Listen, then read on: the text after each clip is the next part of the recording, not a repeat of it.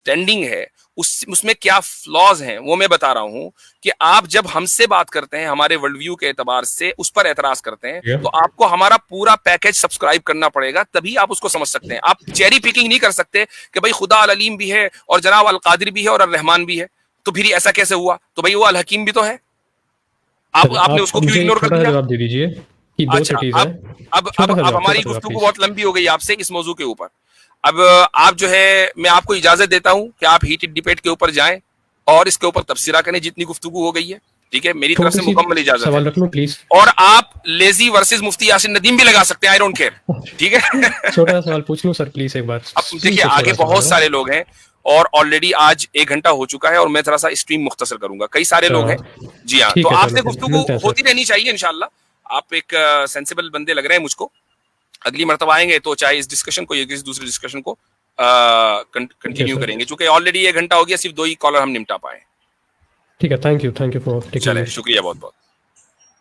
मुझसे अब एक बस मैं पॉइंट रखना जी चाहूंगा जल्दी से जी कि प्रॉब्लम ऑफ इवल, जैसे उन्होंने अभी बात कही कि मैं एग्नोस्टिक हूँ, प्रॉब्लम वहीं पे आ जाती है जब एग्नोस्टिक या एथियस्ट की सवाल उठाता है। अगर हम फर्ज भी कर लें उसके सामने कि खुदा नहीं है, चलो मान लिया, तो फिर सवाल ये उठेगा कि व्हाट इज इवल, तो फिर जी बात उठेगी सब्जेक्टिव और ऑब्जेक्टिव मोरालिटी पे, फिर एट दी एंड फिर ये बात आएगी क्रिएटर पे, क्रिएशन पे।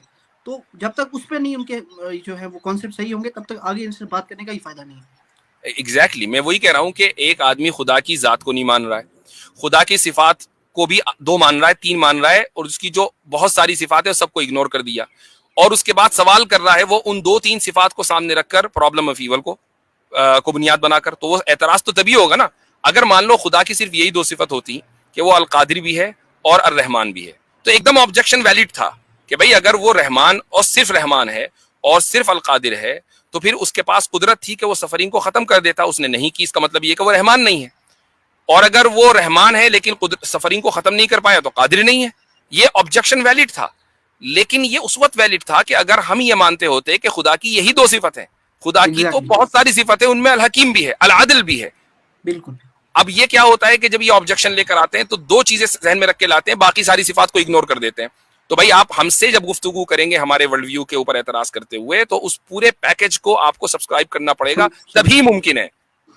और मैं मुफ्ती साहब इनसे मुझे मतलब उम्मीद है कि ये हीटेड डिबेट साहब से भी इन सवाल करेंगे और देखेंगे उनके पास इनका क्या सोल्यूशन है प्रॉब्लम ऑफ जी हाँ, हाँ सही बात है, वो भी तो खुदा को ऑल नोइंग मानते हैं और ऑल जस्ट मानते हैं, चूंकि गालिबन वो या तो आर्य समाज के या वेदांती जो समाज है उसमें उससे हैं, तो वो अपना वर्ल्ड व्यू भी पेश करें ताकि फिर हमें पता चले ना कि वो लोग क्या कहते हैं, इसका हल क्या निकालते हैं।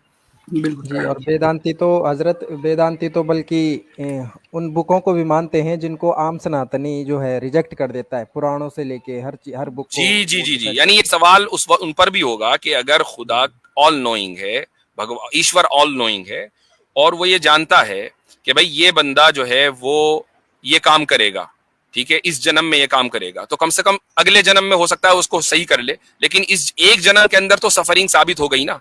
या ये माने कि खुदा जानता नहीं है, तो फिर ऐसा खुदा किस काम का, ऐसा ईश्वर किस काम का जो ना जानता हो? तो ये सवाल तो वहां पर भी होगा। लेकिन मुझे मालूम है कि ये अब मैं कह रहा हूं तो कर लेंगे, अगर मैं ना कहता तो शायद ये हीटेड डिबेट कभी इसका जवाब न देते। बिल्कुल। जी जी जी, चलें जी आगे चलते हैं। अच्छा, हमारे साथ मैंने दूसरा नाम किसका लिया था? विष्णु प्रभाकर का? वी से कोई था? जी जी, हाँ जी, विष्णु प्रभाकर। नमस्कार मुफ्ती साहब, क्या हाल चाल है? वकील साहब हैं? बहुत बेहतर। इलाहाबाद हाई कोर्ट के वकील साहब आए हैं। सर मेरा क्वेश्चन है आपसे, ये था मुफ्ती साहब, जो अभी चर्चा चल रही थी आपकी बीच में, मैं उसी को आगे कंटिन्यू करना चाह रहा हूँ। जैसा आपने अभी फरमाया कि ईश्वर जो है या गॉड जो है वो ऑल माइटी है, ऑल नोइंग है, और उसे पता है कि इस व्यक्ति के अमाल इस तरह के हैं कि ये जन्नत में जाएगा, जहन्नम में जाएगा, ये प्री डिफाइंड है। अभी कुछ देर पहले से मैं आपकी डिबेट सुनना, हो सकता है मैंने कुछ हिस्सा मुझसे छूट गया हो। प्री नोन है, आप इसको ऐसा कह लें। प्री नोन है, जी बिल्कुल प्री नोन है। अगर हमारे यहाँ ये कॉन्सेप्ट आता है, हमारे सनातन में कॉन्सेप्ट आता है कि ये तो हकीकत है कि ईश्वर सब कुछ जानता है, लेकिन हमारे यहाँ एक सिद्धांत आता है, कर्म का कॉन्सेप्ट आता है। भाई आखिर किसी भी व्यक्ति के इस पृथ्वी पे जन्म लेने का क्या अस्तित्व है, वो क्यों पैदा होता है आखिर? अरे कहाँ गया यार, मेरी आवाज आ रही है? आपको सुन रहे हैं? जी जी जी जी जी। एक्चुअल में मेरे यहाँ बहुत कस की बारिश हो रही है ना, तो थोड़ी सी लाइट का और नेट का इशू है। अच्छा अच्छा जी। तो यहाँ पे हमारे यहाँ श्रीमद् भागवत गीता में कर्म का कॉन्सेप्ट आता है। ईश्वर ने आपको आपके विगत पूर्ण कर्मों के वजह से आपको इंसान की मतलब उसमें जन्म दे दिया कि आप मानव का रूप लेकर के आप आए इस पृथ्वी पे। अब यहाँ पे आपके पास कर्म की स्वतंत्रता होती है। गीता कहती है कि कर्म मंडेवाधिकारस्ते मा फलेषु कदाचन। आपके पास कर्म करने की स्वतंत्रता है। और हमारे यहाँ कर्म भी 3 तरह के होते हैं। एक अच्छे कर्म होते हैं जिसको हम सत्कर्म कहते हैं, एक बुरे कर्म होते हैं, और एक ऐसे कर्म होते हैं जो निष्काम कर्म होते हैं। हम कर्म करते हैं अपना कर्तव्य समझ करके। जैसे हम ह्यूमैनिटी के लिए कोई भी काम कर रहे हैं तो हम अपना कर्तव्य समझ के कर रहे हैं कि चूंकि हम आए हैं इस जमाने में, तो मेरा ये फर्ज बनता है कि हम लोगों के लिए अच्छा काम करें, अच्छे अमाल करें। तो यहाँ पे कॉन्सेप्ट कहता है कि अगर आप अच्छे अमाल करते हैं तो उसके परिणाम स्वरूप आपको जन्नत मिलेगी। ठीक। आप यहाँ देखिए ऑब्जेक्शन जो है ना विष्णु भाई, ऑब्जेक्शन जो है वो ये है कि क्या ईश्वर को ये पता था कि ये बंदा जिसको मैं इस जन्म में पैदा कर रहा हूं ये अच्छे कर्म करेगा या खराब करेगा? ईश्वर को अगर ये बात पता भी हो तो उसकी लिमिटेशन ये है कि चूंकि उसने मुझे मनुष्य की योनि में उत्पन्न कर दिया, तो मेरे कर्मों का वो जजमेंट तो कर सकता है लेकिन रोक नहीं सकता है। मुझे इस बात की पूरी यानी है। नहीं बात रोकने की नहीं हो रही है। उसको पता था कि मसलन एक बंदा है वो बुरे ही कर्म करेगा, ठीक है, बुरा ही करेगा। क्या ईश्वर को पता था कि ये बुराई करेगा? अगर उसको पता भी हो तो चूंकि हमें कर्म करने की स्वतंत्रता उसी ने दी है, उसी ने बख्शी है। हाँ, मैं चाहूं तो अच्छे कर्म करूं, मैं चाहूं तो बुरे कर्म करूं। तो मेरे और आप में फिर फर्क कहाँ रहा भाई? हम भी तो यही कह रहे हैं, हम भी तो यही कह रहे हैं कि खुदा को पता है कि एक अच्छा आदमी अच्छा काम करेगा या बुरा काम करेगा, लेकिन फ्री विल खुदा ने दी है। ये तो मैं भी कहता हूं। हमारे यहाँ हम हो सकता है कि बिल्कुल आप सही फरमा रहे हो, लेकिन मेरे यहाँ का जो कॉन्सेप्ट है, क्योंकि मैंने बात पूरी सुनी नहीं कि आप लोगों के बीच में जिक्र क्या हुआ, तो मैं अपना ओपिनियन रख रहा हूँ। हमारे यहाँ कर्म का सिद्धांत ये कहता है कि आप जैसे कर्म करोगे उसके हिसाब से आपका जन्नत या जहन्नम तय होगा। बिल्कुल। यही हम भी कह रहे हैं कि एक इंसान जैसे कर्म, और जैसे उसी को कर्म को हम अमल बोलते हैं, कि जैसा अमल करेगा उस अमल की बुनियाद पर वो जन्नत या जहन्नम में जाएगा। ये जो आपने तय होगा, ये जो आपने कहा ना, उसका क्या तय होगा? आपने स्वर्ग और नर्क की बात कर रहे हैं आप? जी बिल्कुल। अच्छा, स्वर्ग और नर्क जो है वो तय होगा कब? उसके अमल करने के बाद तय होगा या उसके कर्म करने से पहले तय होगा? उसके अमल करने के बाद तय होगा। ठीक है, अगर उसके अमल करने के बाद तय होगा तो उसके अमल करने से पहले ईश्वर को यह पता नहीं था कि ये अच्छा करेगा या बुरा करेगा, राइट? उसको बिल्कुल पता था, लेकिन वो उसके अख्तियार में नहीं था कि वो उसको आगे बढ़ के रोक दे। ईश्वर हमको अच्छे या बुरे कर्म करने से रोक नहीं सकता है। ठीक है, मैंने मान लिया। नहीं, एक है रोक नहीं सकता है तो आपने उसको लिमिटेड कर दिया, एक है रोकेगा नहीं। दोनों में फर्क नहीं रोकेगा। जी बिल्कुल बिल्कुल, रोकेगा नहीं। आप ये वाले अल्फाज इस्तेमाल करें, ये ना कि रोक नहीं सकता, वरना आपने ईश्वर को जो है अपने जैसा समझ लिया। जैसे हम बहुत से काम नहीं कर सकते, ईश्वर भी नहीं कर सकता। वो चाहे तो रोके, लेकिन रोकेगा नहीं। उसने अपने लिए एक उसूल बना दिया। ठीक जी, मेरा मतलब वही था। तो भाई we are on the same page. हमारे और आप में फर्क कहाँ रहा? अच्छा, आप इस बात को ओन करते हैं? हम भी यही कहते हैं कि एक आदमी जन्नत और जहन्नम में जाएगा तो वो अपने कर्म के नतीजे में जाएगा, अपने अच्छे अमल के नतीजे में जाएगा। लेकिन खुदा को ये पता है पहले से कि वो अच्छे अमल करेगा या बुरे अमल करेगा, जाएगा वो अपने अमल के नतीजे में। आप इस बात पे यकीन रखते हैं? जी हाँ, बिल्कुल, यही हमारा अकीदा है भाई। ये मेरा पर्सनल कोई मसला नहीं है, यही इस्लामी कॉन्सेप्ट है। ठीक है, मैं एक एग्जांपल आपके सामने रख रहा हूँ जी। इस्लाम में ये बात आती है, मैंने आमिर भाई से सुना कि माँ के कदमों तले जन्नत है। आमिर हक के स्ट्रीम में मैंने ये बात सुनी और उसके लिए मैं बड़ी उनकी इज्जत करता हूँ। हमारी उस पर बड़ी लंबी गुफ्तगू हुई थी। तो ये बात उन्होंने मुझे बताई। ठीक। अब उस बात को मैं बिल्कुल पकड़ के बैठ गया कि इस्लाम से एक अच्छी चीज मुझे आप लोगों के डिबेट के माध्यम से मुझे सीखने को मिली कि माँ का उसका जो वो है वो सबसे ऊपर है। तो हमें अपनी माँ की खिदमत करनी चाहिए। अब मैं अपनी माँ की खिदमत कर रहा हूँ जितनी मेरी क्षमता है, लेकिन मैं ताउम्र अंतिम सांस तक मूर्ति पूजा करूंगा, मैं शिर्क भी करूंगा और मैं कुफ्र भी करूंगा। क्या मैं जन्नत का हकदार हूं क्योंकि मेरे अमाल अच्छे हैं? ठीक है। अब मैं आपको इसी मिसाल को इस्तेमाल करके मैं लेकिन सिनेरियो थोड़ा सा बदल देता हूं। आपने अपनी माँ की खिदमत की पूरी जिंदगी, पूरी उम्र करूंगा जी, पूरी उम्र की, तो आप एक अच्छे व्यक्ति हुए, अच्छे शख्स इंसान हुए। भाई माँ की खिदमत करना तो बहुत अच्छी बात है ना, सोसाइटी की नजर में एक अच्छा बंदा हुआ ना ये। जी ठीक, लेकिन साहब ने आपने 2-4 मर्डर भी कर दिए, तो अब आप जज साहब ये नहीं कहेंगे कि भाई चूंकि ये माँ की खिदमत कर रहा है इसलिए बहुत अच्छा इंसान है, लिहाजा इसके मर्डर माफ, हम इसको जेल में नहीं भेजेंगे। भाई आपको जो सजा मिलनी है मर्डर, वो मर्डर की वजह से मिलेगी। माँ की खिदमत की वजह से आपको अदालत कोई कंसेशन नहीं देगी। खुदा ने आपको हुक्म दिया कि आप माँ की खिदमत करें, लेकिन आप उससे बढ़कर जो जुर्म है वो है खुदा का इनकार या मूर्ति पूजा, खुदा के साथ पार्टनरशिप, ये उससे बढ़कर जुर्म है। आप वो जुर्म का मुर्तकिब हो जाएं तो फिर आप ये नहीं कह सकते कि जी मैंने तो खुदा माँ के कदमों तले जन्नत होती है, मैंने तो उस जन्नत की तलाश की थी, मुझे आपने क्यों नहीं दी। भाई उससे बढ़कर जुर्म आप कर चुके हैं।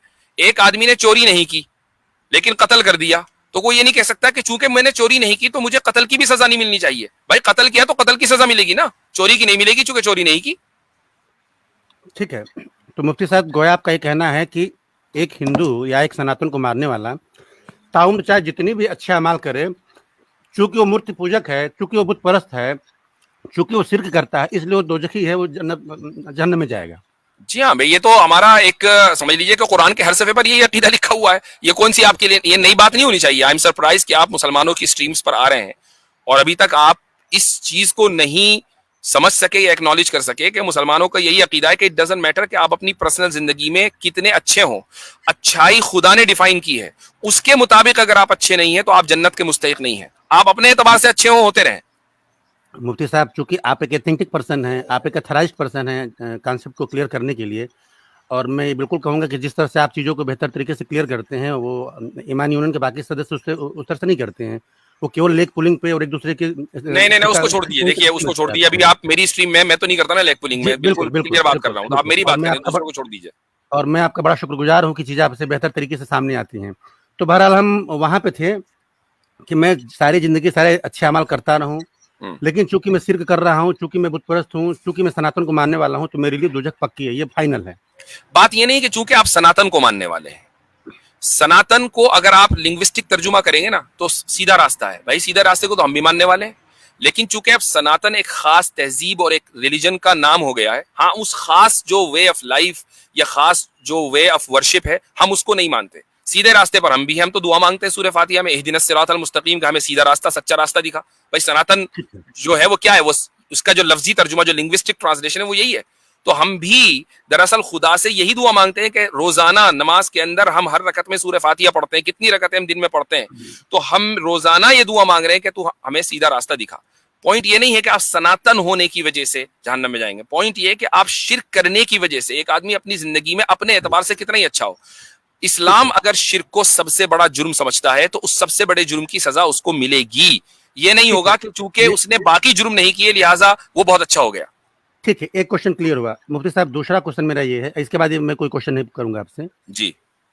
अभी आपने फरमाया कि कोई व्यक्ति अगर शिर्क करेगा तो चाहे जितने भी उसके अच्छे अमाल हो वो दोजख में जाएगा। ये पहली चीज क्लियर हमारे आपके बीच में होगी। दूसरा क्वेश्चन मेरा आपसे ये है कि अल्लाह को एक मानना मतलब ईश्वर एक है, यहाँ तक हमारे और आपके बीच में कोई मतभेद नहीं है।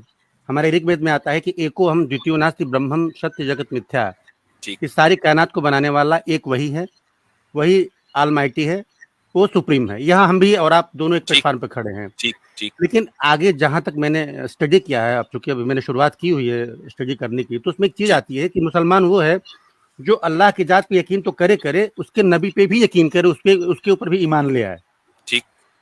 मैं अल्लाह की जात पे यकीन करता हूँ, मैं ये मानता हूँ कि सारी कायनात को बनाने वाला वो है और उस ऑलमाइटी है, वो सुप्रीम है। मैं यहाँ तक सहमत हूँ आपसे कि चलो वो अगर मूर्ति पूजा को लेकर के या शिर्क को लेकर के अगर आप वो करते तो चलो मैं इसको इग्नोर करता हूँ कि चलो मूर्ति पूजा मुझे नहीं करनी है, क्योंकि मैं मूर्ति पूजा करूँ ना करूँ इसमें मुझे कोई मतभेद नहीं है, हमारा धर्म इसकी इजाजत देता है। मैं यहाँ तक सहमत हूँ आपसे, लेकिन मैं नबी के ऊपर यकीन नहीं रखता हूँ, तो इसका मतलब क्या हुआ, अभी भी मैं कुफ्र कर रहा हूँ। ठीक। मैं आपसे एक सवाल, मेरा स्पेसिफिक क्वेश्चन मैं समझ गया आपका सवाल। मैं उसका जवाब मुझे देने दीजिए। जी मैं मेरा स्पेसिफिक क्वेश्चन क्या ये है कि अल्लाह की जात को मानना इस्लाम को मानना है या उसके नबी को भी मानना कंपलसरी है? इस्लाम अल्लाह की जात और उसकी बात दोनों को मानना है। अगर आप ये कहते हैं ना जी मैं उसकी जात को तो मानता हूं जी, बात नहीं मानता, तो क्या आप ये कहेंगे कि आप उसके बिलीवर हैं? मिसाल के तौर पर आप ये कहें कि मैं अपने बाप के वजूद को तो मानता हूं लेकिन उसकी बात कुछ नहीं मानूंगा मैं, तो फिर आप अपने बाप के कहां रहे? बताइए, है ना? तो एक आदमी खुदा की जात को मान रहा है, उसकी बात को नहीं मान रहा, फिर वो खुदा का कहां रहा? वो तो खुदा का बागी ठहरा ना। अब खुदा की बात यह है कि अतीउल्लाह व अतीउर रसूल, कि तुम अल्लाह की इताअत करो और रसूल की भी इताअत करो, उसकी भी फरमाबरदारी करो। अब आप ये कहें कि नहीं मैं तो खुदा की जात को मानूंगा, रसूल को नहीं मानूंगा, तो आपने खुदा की बात को रिजेक्ट कर दिया। तो जैसे एक इंसान अपने बाप के वजूद को माने लेकिन उसकी कोई बात ना माने, तो वो अपने बाप का नहीं। तो ऐसे ही एक आदमी खुदा की जात को माने, उसकी बात को ना माने, तो वो खुदा का नहीं। और जो खुदा का नहीं, फिर वो जन्नत में कैसे जाएगा खुदा की? नहीं, मेरी इस क्वेश्चन के पीछे वजह ये थी मुफ्ती साहब कि खुदा ने जो कलाम अपने नबी के माध्यम से हम तक पहुंचाया है, मेरा हो सकता है मैं गलत मेरा अध्ययन हो, मेरा अध्ययन यहाँ तक पहुंचा है कि जो मोहम्मद साहब थे वो 25 साल की उम्र तक पढ़े लिखे नहीं थे, वो एक इलिटरेट पर्सन थे। वो अपनी बहियों को या कुरान की जो आयतें उतरी हैं उनको लिखवाने के लिए दूसरे को अनलेटर्ड कहें, इलिटरेट और अनलेटर्ड में फर्क। मेरा मतलब वही था जी, कि वो जो सफियां आई हैं या जो बहियां आई हैं वो किसी और के माध्यम से वो जो है वो रिटन डाउन होती थी। What do you mean? उनके किसी और के माध्यम से रिटन डाउन वो लिखी जाती थी, चाहे वो संग्रहित होती थी, यानी वो डिक्टेट करते थे ना, वो डिक्टेट करते थे कि भाई ये लिखो, सामने वाले ने लिख दी। जी, अब बोले। बहुत बेहतर। तो जैसे उन्होंने डिक्टेट किया और लिखने वाले ने क्या लिखा, ये यहाँ पे थोड़ा सा एक वो है, ये बिल्कुल ही ये एक नया डिस्कशन आपने शुरू कर दिया। मैं नहीं समझ पा रहा हूं, मुझे जानकारी नहीं इसके बारे में, मुझे इसके बारे में मुझसे कोई जानकारी नहीं है। हाँ, वो अब एक नया डिस्कशन शुरू हो गया, लेकिन उसका जवाब दे दूं कि मैं क्वेश्चन पूरा कर लूं। एक चीज तो ये मेरे समझ में आई है, हो सकता है मैं गलत समझ रहा हूँ या मुझे जानकारी न हो। दूसरी चीज मुझे एक स्ट्रीम में सुनने को मिला है कि ये माना जाता है कि कुरान एथेंटिक है, आज तक एथेंटिक है, उसमें जर्रा बराबर जो है हेरफेर नहीं हुआ है, ये अकीदा है आपका। लेकिन अभी मुझे जानकारी मिली है कि कुरान के मोर देन 30 वर्जन आज की डेट में अवेलेबल हैं, 30 से अधिक उसके वर्जन अवेलेबल हैं। ये जो जानकारी आपको मुर्तद्दों से मिल रही है ना, वो जानकारी नहीं है, जानकारी नहीं है। देखें, एक है वेरिएशन और एक है वर्जन। कुरान का कोई अलग अलग वर्जन नहीं है, कुरान में वेरिएशन है। मैं उसको एक मिसाल देकर समझाता हूं आपको, और 30 नहीं 30 से ज्यादा है, ठीक है। बास आयतों के अंदर 40-50 वेरिएशन हैं। उसकी एक मिसाल देता हूं मैं आपको। मिसाल ये है कि बहुत आसान है, सबको पता है। मैं इसका मतलब नहीं समझा, मैं बताता हूं, मतलब नहीं समझा जी। सुन लीजिए, मैं बता देता हूं आपको। सूरह फातिहा हम नमाज में पढ़ते हैं, आपको भी पता है। ये अलग बात है कि हो सकता है आपको सूरह फातिहा ना आती हो, लेकिन पता है कि भाई सूरह फातिहा मुसलमान पढ़ते हैं जी। तो उसमें क्या है? अर्रहमानिर रहीम मालिकी यौमिद्दीन। अब देखिए, हम जो आमतौर से जिस वेरिएशन को फॉलो करते हैं वो है मालिकी, हम मा साउंड को जो है स्ट्रेच करते हैं।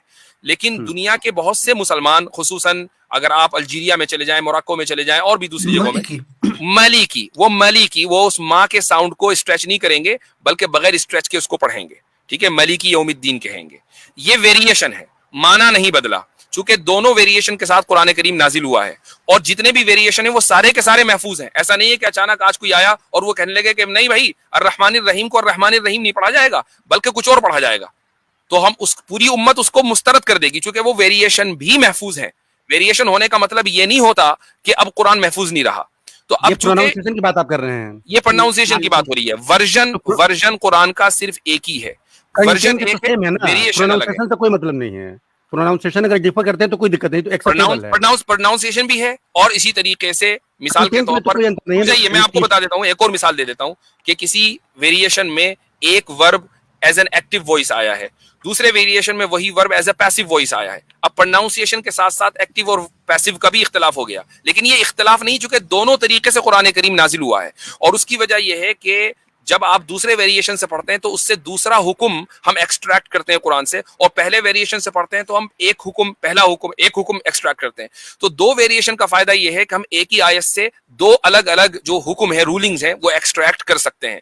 ये एक बहुत ही, मैंने आपको बिल्कुल यानी समझ लीजिए कि ABCD वाली जो है ना इस मौजू के ऊपर, वो मैंने आपको बात बता दी। ये टॉपिक इतना लंबा है और इसके ऊपर हम ऑलरेडी स्ट्रीम कर चुके हैं। अगर आप देखेंगे कि वेरिएशन इन द कुरान, तो मेरी तकरीबन 3 घंटे की स्ट्रीम इसके ऊपर मौजूद है। मैं चाहूंगा कि आप उसका कुछ हिस्सा देख लें, खुसूसन शुरू का आधे पौन घंटे का, तो जो बुनियादी कॉन्सेप्ट है वो आपके क्लियर हो जाएंगे। मुफ्ती साहब बहुत बहुत धन्यवाद आपका, आपने बड़ी अच्छी जानकारी मुझे दी। एक जानकारी मुझे और दें, फिर मैं निकलूंगा। अब अगर मुझे बतौर को भी मौका दे दें सर, लास्ट क्वेश्चन है, मैं निकल जाऊंगा तुरंत जी। अगर बतौर स्कॉलर मुझे कुरान शरीफ पढ़नी है तो मैं किस वर्जन के ऊपर जाऊं जो ऑथेंटिक हो, जो जिससे मुझे प्रॉपर जानकारियां मिल जाएं? व्हाट यू मीन बतौर स्कॉलर, यानी किस स्कॉलर का? या मैं खुद तो बतौर स्कॉलर मैं खुद पढ़ना चाह रहा हूं, मुझे इस्लाम के बारे में आप ऑथेंटिक कुरान जानकारी करीम चाहिए। का कोई सा भी ट्रांसलेशन उठाएं, ट्रांसलेशन ऑथेंटिक होना चाहिए। देखिए ऑथेंटिसिटी का ताल्लुक ट्रांसलेशन से है। कुरान आप किसी का भी ट्रांसलेशन उठाएं, जो अरबिक टेक्स्ट होगा वो वैसा ही होगा, उसमें कोई तब्दीली नहीं होगी। हाँ ये हो सकता है कि एक आदमी अपना ट्रांसलेशन घुसा दे, अब उसका तो कोई वो नहीं है कि भाई। हाँ आपके नजदीक ऐसा क्या है, मुझे बता दें, आप मुझे प्राइवेट चैट में शेयर कर दें। नहीं, आप देखिए मैं आपको चंद नाम दे देता हूं। आप मसलन एक बुक ऑफ एक्सिजिसिस है, यानी तफसीर की किताब है मारिफुल कुरान, ठीक है, उसका इंग्लिश में अवेलेबल है, पीडीएफ है, आप उसको पढ़ सकते हैं। इसी तरीके से वहीदुद्दीन खान साहब का की तस्कीरुल कुरान है, उसका जो है हिंदी तर्जुमा भी मौजूद है, आप वो पढ़ सकते हैं। मौदूदी साहब की अब्दुल्ला यूसुफ अली का इंग्लिश ट्रांसलेशन, मोहम्मद पिकथाल का यूसुफ इंग्लिश ट्रांसलेशन, मुफ्ती तकी उस्मानी का इंग्लिश ट्रांसलेशन, इसी तरीके से मौदूदी साहब का जो हिंदी में अवेलेबल है वो पढ़ सकते हैं। ये सारे के सारे वो हैं कि जो ट्रांसलेशन ऑथेंटिक है। अच्छा, अगर नेट पे मैं कोई वेबसाइट रेफर करूं तो वो कौन सी वेबसाइट सही रहेगी जहां पे चीजें ऑथेंटिक हैं? आप कुरान एक्सप्लोरर पे चले जाएं, quranexplorer.com। बहुत बहुत शुक्रिया मुफ्ती साहब आपका, आपने इतना वक्त दिया और अच्छी जानकारी मुझे आपसे मिली। चले जी, शुक्रिया बहुत बहुत। अच्छा जी, अब हमारे साथ हैं ओम भी आए हुए हैं, उनसे पहले मैं राजू को लूंगा अगर ये गैर मुस्लिम है। जी राजू भाई। हाँ, सभी को मेरी तरफ से नमस्ते, जितने भी चैट पे हैं। आदाब जी। हाँ जी राजू भाई, मेरा आप सनातनी है ना? ये थोड़ा जोर से बोलिए। और आप सनातनी है? हाँ हाँ हाँ जी जी जी, फरमाइए सर। मेरा एक सवाल है जी। कि क्या कुरान और साइंस के बीच में कॉन्ट्रडिक्शन हो सकती है? ये सवाल आपका बुनियादी तौर पर गलत है, और वो इसलिए गलत है कि साइंस जो है वो किसी अल्टीमेट रिजल्ट का नाम नहीं है। साइंस तो मुस्तकिल चेंज हो रही है। ये ऐसा ही है, आप ये कहें कि भाई क्या मिट्टी और खाने के दरमियान, मिट्टी और बिरयानी के दरमियान कोई कॉन्ट्रडिक्शन है? भाई मिट्टी जो है वो खाने की चीज नहीं है और बिरयानी खाने की चीज है, दोनों वर्ल्ड ही अलग है। तो साइंस जो है वो ऑलवेज चेंजिंग और ऑलवेज प्रोग्रेसिंग, और कुरान के बारे में हम ये कहते हैं कि ये फाइनल वर्ड ऑफ गॉड है। तो ये मुमकिन है, इस बात की पॉसिबिलिटी है कि किसी साइंसी कोई डिस्कवरी हो या साइंस की कोई थ्योरी हो, वो कुरान की आयत से टकरा रही हो, तो डजंट मैटर। इससे ये साबित नहीं होता कि साइंस सही हो गई, कल को साइंस की थ्योरी बदल सकती है। ओके, तो जैसा कि मतलब कुरान में जैसे आप स्कॉलर हैं कुरान के, अच्छी तरह से आपको पता होगा, है ना? तो जैसे मैं जब मतलब एक वो था, मतलब जाकिर नायक वगैरह की मैंने वीडियो देखी थी जहाँ पे वो कुरान में बिग बैंग घुसा रहे थे, है ना? तो जब मैंने वो बिग बैंग पढ़ा और मैंने वो कुरान का वो आयत पढ़ा तो मुझे कॉन्ट्रडिक्शन नजर आई। तो मतलब आप क्लियर कर सकते हैं, आप मानते हैं कि कुरान में वैसे होगा बिग बैंग? नहीं, मैं ये मानता हूं कि कुरान की जिस आयत का सूरह अंबिया का आप हवाला दे रहे हैं, या जाकिर नाइक साहब ने हवाला दिया है, दरअसल वो आयत क्रिएशन के बिगिनिंग को, कि कैसे क्रिएशन का आगाज हुआ है, उसकी इब्तदा हुई है, वो उसको बताती है। लेकिन अगर आप ये कहें कि एग्जैक्टली यही बिग बैंग है, I would disagree with that. ये कोई जरूरी नहीं है। हाँ, इतना जरूर है, ये मैं जरूर मानता हूं कि बहुत सी साइंटिफिक थ्योरीज ऐसी भी होंगी जो कुरान की किसी वर्स को कंफर्म करें। तो अब अगर कोई स्कॉलर ये कह रहा है कि देखो साइंस आज ये कह रही है, कुरान में भी यही लिखा हुआ है, तो इसका मतलब ये नहीं है कि अब हमने साइंस को जो है वो अल्टीमेट अथॉरिटी मान लिया। हम बहुत सी मर्तबा कोई स्कॉलर जो है वो आपके वर्ल्ड व्यू के एतबार से बात करता है। मसलन आप साइंस को अल्टीमेट अथॉरिटी मानते हैं, तो मैं क्या कहूंगा, अगर मेरे सामने कोई साइंटिफिक थ्योरी ऐसी आए जो कुरान से मुताबिक होगी, तो मैं कहूंगा कि देखो साइंटिफिक ये थ्योरी जिसको तुम मानते हो, कुरान भी वही कह रहा है। जाकिर नाइक साहब भी यही कहते हैं। लेकिन ना जाकिर नाइक साहब, ना मैं, ना दुनिया का कोई और भी स्कॉलर ये कहेगा कि साइंस, यहां तक कि साइंटिस्ट भी इस बात को तस्लीम नहीं करेगा कि साइंस अल्टीमेट अथॉरिटी है, क्योंकि साइंस इज एवर चेंजिंग। और मुझसे अब रही बात इनकी, जैसी आयत साइंस के कुछ फैक्ट्स जो होते हैं वो तो कभी चेंज नहीं ना होते। साइंस के जो कुछ फैक्ट्स होते हैं वो चेंज नहीं होते हैं। जैसे ऐसी चीजें कि जिसको ऐसी चीजें कि जिनको हम फैक्ट कहते हैं। देखें, सबसे पहली बात तो ये है कि आपकी साइंस में ठीक कर दूं कि साइंस में आज फैक्ट का लफ्ज इस्तेमाल नहीं होता है। साइंस जो हाईएस्ट लेवल पर जाती है वो थ्योरी पर जाती है। थ्योरी से अब पहले होता था कि जी साइंटिफिक, पहले लॉ का लफ्ज इस्तेमाल होता था, फैक्ट का लफ्ज इस्तेमाल होता था, थ्योरी का लफ्ज इस्तेमाल होता था। आज की साइंस में न लॉ का लफ्ज इस्तेमाल होता है, न फैक्ट का लफ्ज इस्तेमाल होता है, सिर्फ थ्योरी का लफ्ज इस्तेमाल होता है। साइंस हाईएस्ट थ्योरी तक जा सकती है, ठीक है। तो आप ये ना कहें कि अगर कोई फैक्ट है, हाँ अगर कोई नेचुरल फैक्ट है, हम उसको साइंटिफिक फैक्ट नहीं कहेंगे, हम उसको नेचुरल फैक्ट कहेंगे। अगर कोई नेचुरल फैक्ट है कि जिसको हमने ऑब्जर्व कर लिया है और हमारी ऑब्जर्वेशन के वो मुताबिक है, तो अब वो कुरान से कॉन्ट्रडिक्ट नहीं करेगा। ओके, लेकिन अगर आप बोलेंगे कि फैक्ट मतलब साइंस में यूज नहीं होता, तो जैसे कि ये मैं आपको बताऊं कि केमिस्ट्री में आता है कार्बन, कार्बन से बनता है डायमंड, तो ये फैक्ट माना जाएगा ना? कार्बन से तो क्या बनता है, दोबारा बोलें, जोर से बोलिए। Diamond diamond. हाँ, तो ये आती है फैक्ट के अंदर। और ठीक है, साइंस मतलब आपने उसको ऑब्जर्व कर लिया ना, वो ऑब्जर्वेशन के ऊपर बेस्ड है ना। हाँ हाँ, तो अब वो एक नेचुरल फैक्ट बन गया, वो सिर्फ साइंटिफिक फैक्ट नहीं रहा, वो एक नेचुरल फैक्ट कहलाएगा।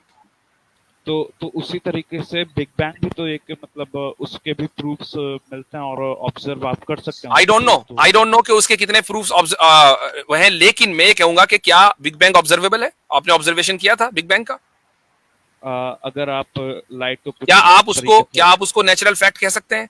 और क्या आप ये नहीं जानते कि दुनिया में ऐसी साइंटिफिक कम्युनिटी है जो बिग बैंग को डिस्प्रूव करने के ऊपर पूरी उन्होंने मेहनत की हुई है 1929 से, और कई मरतबा ये मेहनतें हुई हैं। 1929 ही में तो साबित हुआ ना बिग बैंग। और मुफ्ती साहब, एक स्कूल ऑफ थॉट तो ये भी है ना कि यूनिवर्स एग्जिस्ट इन्फिनाइटली, वो साइंटिस्ट में तो एक वो भी है। मैं वही कह रहा हूँ वो लोग जो यूनिवर्स को इन्फिनिट मान रहे हैं, वो बिग बैंग को स्वॉलो नहीं कर पाते। तो वो सारी साइंटिफिक कम्युनिटी पूरी कोशिश में है कि किसी तरीके से बिग बैंग को झुटला दिया जाए। 1929 के बाद से सबकी आंखें खुल गई थी कि अच्छा यूनिवर्स का आगाज हुआ है। तो अब मुझे बताइए कि अगर बिग बैंग जो है वो एक फैक्ट पूरी साइंटिफिक कम्युनिटी के नजदीक हो चुका होता, तो कोई भी साइंटिफिक कम्युनिटी में ये कोशिश ही ना करता। नहीं, मगर आप अगर ऐसे देखेंगे, लेकिन अभी भी बिग बैंग पूरी तरीके से डिस्प्रूव हुई नहीं। देखें, हम ये मानते हैं, मैं राजू भाई मैं एक बात बता दूं, हमारा क्या अकीदा है। हमारा अकीदा है कि इस दुनिया का आगाज हुआ है, ये एक नेचुरल फैक्ट है। उसकी वजह यह है कि दुनिया में कोई भी चीज इन्फिनिट नहीं है, ठीक है। लिहाजा जिन चीजों से मिलकर ये दुनिया बनी है वो भी इन्फिनिट नहीं है। ये एक नेचुरल फैक्ट है, इसमें और कुरान में कोई कॉन्ट्रडिक्शन नहीं है। अब एक बिग बैंग एक खास प्रोसीजर का नाम है कि उस प्रोसेस से गुजरकर इस दुनिया का आगाज हुआ है। उस ताल्लुक से कुरान कुछ नहीं कहता, ना वो उसको प्रूव करता ना डिस्प्रूव करता। अगर साइंस ये साबित कर दे कि नहीं जी ऐसा ही हुआ है, बहुत अच्छी बात है, और साइंस ये कह दे कि ऐसा नहीं हुआ है, कोई बात नहीं है। इसका कुरान से कोई लेना देना नहीं है। ओके, लेकिन अगर मैं उसी आयत को भी खोलूं, आप क्लियर कर दीजिएगा मुझे अगर मैं गलत हूं तो। जी उसी आयत जी हाँ, तो मैं अगर उसी आयत पे देखूं तो वहां पे बताया गया है कि एवरी लिविंग थिंग्स, मतलब जितने भी लिविंग थिंग्स है सबको अल्लाह ने पानी से बनाया है ना? तो ये दूसरा मसला हो गया, इसका ताल्लुक बिग बैंग से नहीं है भाई। नहीं, बिग बैंग से नहीं है, लेकिन आयत तो सेम है ना। नहीं, अब हमें बिग बैंग पे बात नहीं कर रहे, हो गई बात खत्म।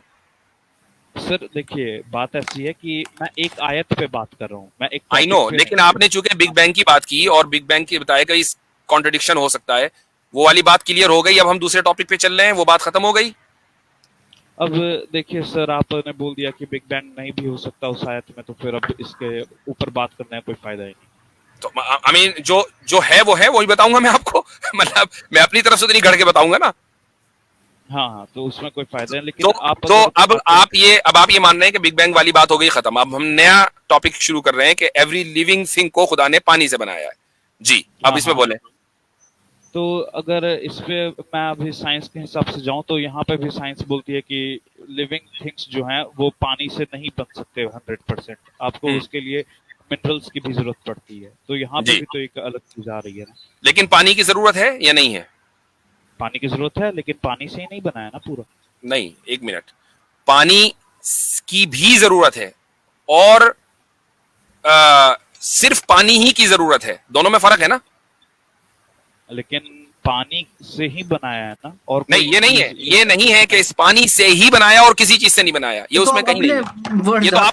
ये तो आपने अपना इजाफा कर दिया। खुदा ये कह रहा है कि पानी से बनाया, इसमें इस चीज का इंकार नहीं है कि दूसरे मिनरल से नहीं बनाया। ये आपने इजाफा किया। अगर आप ये कहते हैं कि कुरान में लिखा है कि हमने सारी लिविंग थिंग्स सिर्फ पानी से बनाई है, किसी और चीज से नहीं बनाई, अब आप एतराज करते ये तो कुरान में नहीं लिखा। अच्छा, एक मिनट मैं बता रहा हूँ। जैसे यहाँ पे मैं पढ़ रहा हूँ एंड वी सेपरेटेड देम, तो वजअलना मिनल माई कुल्ल शैइन हय्य। मैं तो अरबी में पढ़ रहा हूँ ना, आपको बता देता हूँ कि हमने हर चीज लिविंग थिंग को हमने पानी से बनाया, यानी उसमें पानी का किरदार है, ठीक है। हाँ, अब इसमें यह नहीं लिखा कि सिर्फ पानी से बनाया, किसी और चीज से नहीं बनाया, यह आपका इजाफा है। तो इसका जवाब आपको कुरान से ही मिल जाता है ना।